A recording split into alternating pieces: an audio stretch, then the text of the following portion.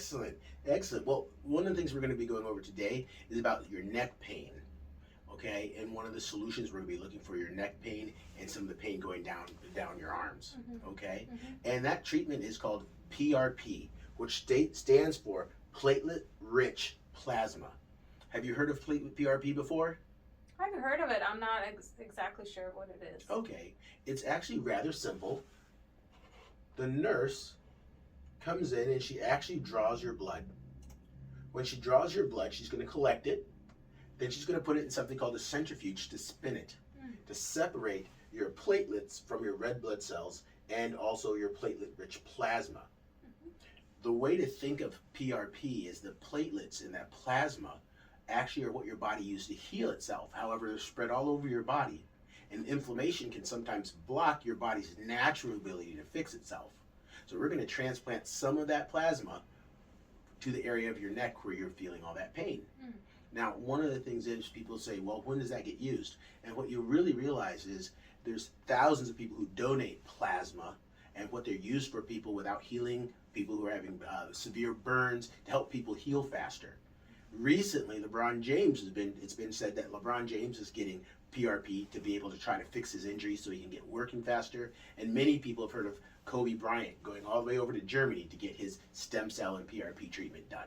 I always wondered how they can get back to the court so quickly. That's exactly it. These professional athletes are using something far beyond what other normal people are. And what we're trying to do is making it so that it's affordable for the regular person to get.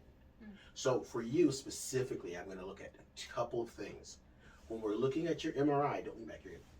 When we're looking at your MRI here, we can see that we've got a herniated disc here at C3 and C4, and it pushes into your spinal cord.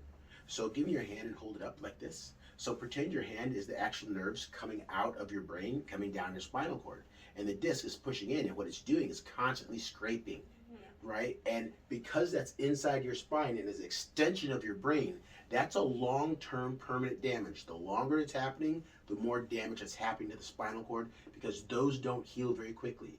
So the reason it's important for you to get started as soon as you can is because the longer that's there, the more likely it's to become permanent damage. Also, one of the things that's happening is that you're getting spinal degeneration, and that spinal degeneration is causing your head to lean forward, putting more weight on the discs, and it ultimately more weight on the nerves coming out. And so that's what we see when we start seeing people as they get older actually not be able to hold or lose some of their strength in their hand or get long-term burning or numbness. It's a progressive disease, and you want to stop it as soon as you can, right? Okay, but how does that permanent damage look like? Because right now, I mean, I feel severe pain in my neck and it's causing migraines. Great question. It can look like you can't sleep correctly. It hurts to try to sleep. You're at work and you get constant headaches, or you notice that the neck pain seems to happen, but you also notice that it's hard to focus. In the long term, really, it's the atrophy of your neck muscles and loss of your curve, so you start looking like a hunchback.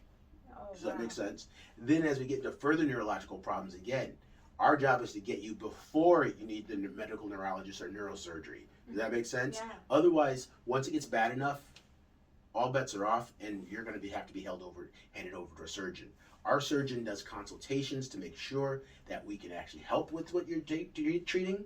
We do not do surgery here at all. Okay, we're here to stop that from happening.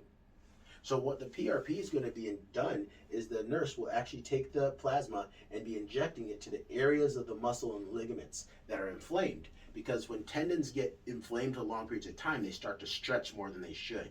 And since they're supposed to be ropes that are, help hold you up without having muscular contractions, it leaves you tight through your back and your shoulders because those tendons are starting to fail and the ligaments are starting to fail.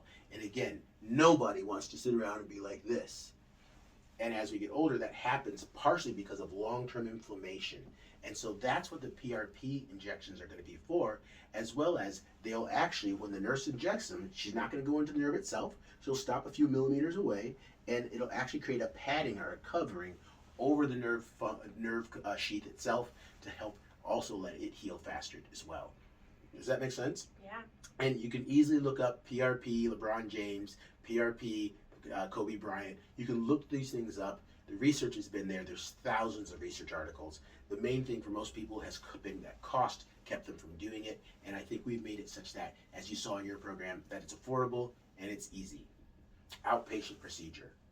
So that's why we're doing that, and also by combining that with our other therapies of the decompression to fix the discs, the shockwave to remove scar tissue, you have an all point covered kind of therapy, so we can actually get you better and hopefully a short amount of time, get you out there playing and teaching teaching kids again.